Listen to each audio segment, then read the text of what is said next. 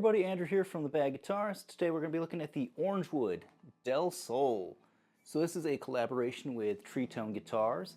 If you've been paying attention to Orangewood at all, they've been doing some electrics recently, so they're mostly known as an acoustic brand. But starting last year, they branched out into some electric guitars. So now they have the standard size Del Sol, which has gold foil pickups. Really cool. It's available in 3 different colors. There is this vanilla cream. There's also a blue and a green.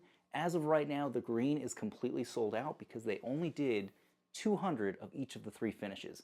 So 600 total available. There are still some, as of right now, of recording this video, some of the vanilla cream, some of the blue.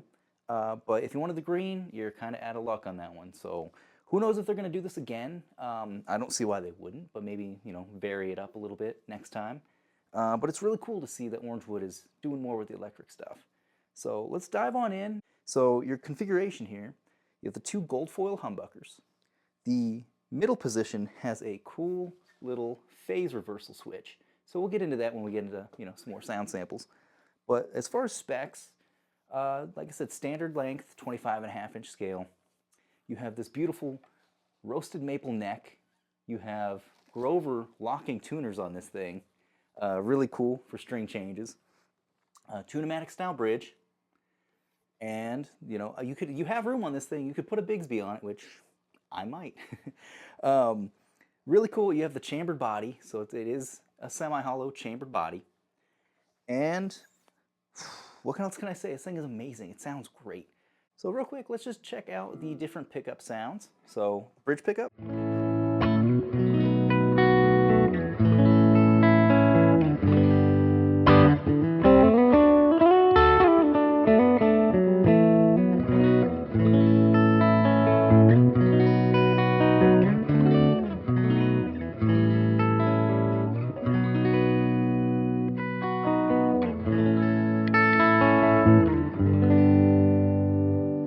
And then back up to that neck position.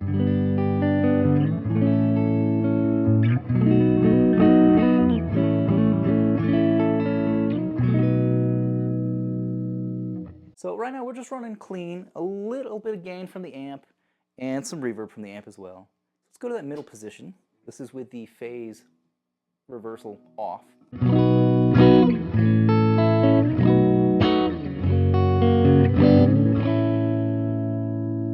Now the phase switch we're going to engage, and you'll hear a really thin sound.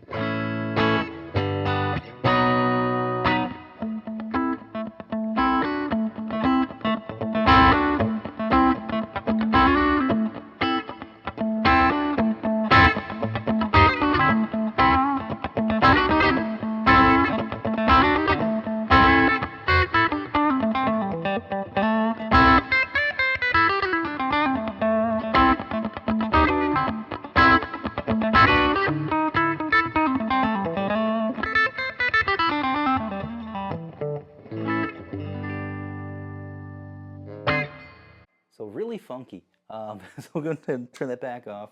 Really cool. If you're into the phase reversal thing, if you like Peter Green, if you're a big fan of Fleetwood Mac, you'll probably enjoy that sound. If you like funk guitar or maybe some country type stuff, you might like that. Yeah, I really like the lo-fi quality of these pickups, and the feature set that you get on this thing is fantastic. And what I should have said at the beginning of the video is, right out of the box, this thing comes fully professionally set up. Now you can't say that about your Fenders or your Gibsons right out of the box. Usually you gotta do some work on it. These are made in Indonesia and shipped to their warehouse in California, and they do a full professional setup right there in their workshop. So it's really cool because they cut off the factory strings that usually factory strings are not very good. They cut those off. They do whatever they need to do, level, crown the frets, smooth out the fingerboard, the edges, whatever they got to do to get it right. And then they slap on some Ernie Ball regular slinkies, 10 to 46 gauge, right out of the right out of the box. This is exactly the same strings I would be using anyway. So I didn't have to do anything as far as setup, the intonation, the action. It's perfect. If you watch some of my videos lately, you've seen that I've been really unhappy with the Fender made in Mexico quality in the last couple years. Now, I've got theories as to why that might be. There's the whole tariff situation. There's the, the tension going on between the United States and Mexico right now, that maybe morale is just low in the Ensenada factory, which, it could be one reason. But quality control has definitely been slipping. I've seen other YouTube channels talking about the made in Mexico quality is not what it used to be. And it's unfortunate, and I would honestly recommend getting something from Orangewood, made in Indonesia, and shipped to the US, rather than a made in Mexico fender right now.